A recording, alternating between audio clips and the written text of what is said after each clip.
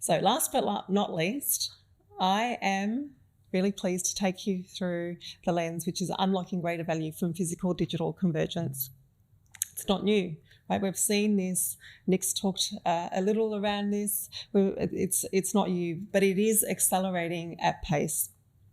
And we've seen how high fidelity machines can now actually work within warehouses to do some of the human work. We've been able to see how Aura rings can actually detect our every breath, our movement, and really change how we live, work, and manage our well-being today. So the key to this trend is really to start to think about which are the most valuable business cases or business use cases for your customer. So that might be your end consumer, that might be your B2B customer, but where is there most value in adopting this trend? The blips that I've selected, you'll start to see a lot of the trends now starting to come through and starting to come together across the 4 speakers before me. So, and the importance of data and things like that, all of those things will continue to come through this talk. The first important blip is the biometric authentication. We've seen this in market for a long time on phones, with computers, on phones, everywhere. This is really just accelerating. And we're really starting to see this become more prevalent across a wider cross-section of the community. Privacy first, as Lily mentioned, this is really now becoming the core of every business, and really understanding how to shift that focus from just a customer focus. And it's really about building trust and transparency, and how important that is for that to come first. And we're really seeing huge shifts here. Really interesting things like zero knowledge proofs, where in financial institutions they can actually get a credit score without actually obtaining all the documentation, all of the sensitive information no longer needs to be provided. Similarly with healthcare, privacy conserving analytics of healthcare with data sets across domains are linked in order to preserve your privacy. The challenge really moving forward, as Nick mentioned, is managing this perspective of how do we manage usability as well as security and privacy when we're actually looking to deliver these new benefits to customers. The next blip is AI in robotics. Bringing today's AI capabilities into robots brings a new level of intelligence. But as Heiko mentioned, it doesn't make them sentient. So they can absolutely think about what the next best step is. They can think about what action they might take. And they can respond to environments in this situation much better. They can do that remotely. We've seen Amazon Robotics, previously known as Kiva, navigate warehouse floors using QR codes and allocate stock to new parts of the warehouse without the human aspect involved. And these trends will now just continue. Next gen wearables, Aura rings, probably one of my favorites. Who here is managing every bit of their, how much oxygen do I have? How many steps have I taken? This is really just starting to accelerate. And so integrating AI into these devices means they become smaller. And this will just accelerate over time. So as you identify new opportunities to move forward, some key things to keep in mind, hopefully this will start to repeat, is how will legislation, data and privacy, as Lily mentioned, start to impact your opportunities within your organisation. As Heiko previously mentioned, as Nick mentioned, all of these components really actually start to become really critical to your business. How are you prepared for long-term investments?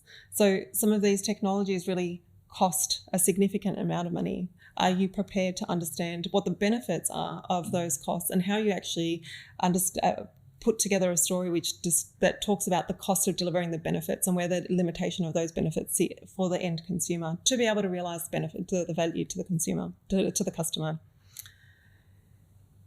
And how can convergence enhance universal experience? So innovations like contactless payments, biometrics, they can now start to be much more ubiquitous. With these evolving landscapes in this space, keep a close eye on data privacy laws, AR, VR breakthroughs. There might be a killer app. What does this mean for your business? Expanding IoT networks and the prevalence of connected devices. Quickly talking through one case study, which is a digital, physical and digital convergence case study, is we worked with our partner Reece, who is one of Australia's largest suppliers of bathroom products, and we help solve real world problems for them. They realised that 1/3 of renovators really struggled to visualise their dream bathrooms. So in response, we partnered with Reece to create Image 3D. It was a 3D bathroom planner that allows customers to select their products, visualise new spaces, and create and make confident decisions around what that design space looks like. But beyond that, actually, that we connected the ecosystem, the digital partner ecosystem. So National Tiles was part of that. So they had direct access and be able to integrate with this. Nick Smythe actually worked on this. So I'm sorry now if I'm butchering this for you. It took just 3 months post-launch to have over 30,000 customers use Image 3D and customers bring those dreams to life. In the first year, a 335 increase in usage and 95,000 plans were created. That's impressive in 3 months. And we won the award, the Australian Good Design Award, a winner of the digital design category. And Thoughtworks. This project highlights how convergence can really address real-world customer problems and really start to leverage technologies to be able to deliver success for all business, customer, and stakeholders. So, moving forward to unlock the value of convergence, you should think about treating data as an enabler. As Mariano mentioned, the data is really the key that stitches all of this together. Understanding the value chain, the data value chain, and understanding where it's valuable is really, really important. Making sure that it's reliable, making sure that it's well governed. And start with a concrete use case. Where is there opportunity? Have you tested is there proof of that value? And then can you go off and build the solution for that particular use case? Make sure to embed security and resilience as part of this, and design for accessibility. As Nick mentioned, it's absolutely known that designing for accessibility is beneficial for all. So, thank you everyone for the insightful exploration of the Looking Glass. Let's give our speakers a big round of applause. Thank you, everyone.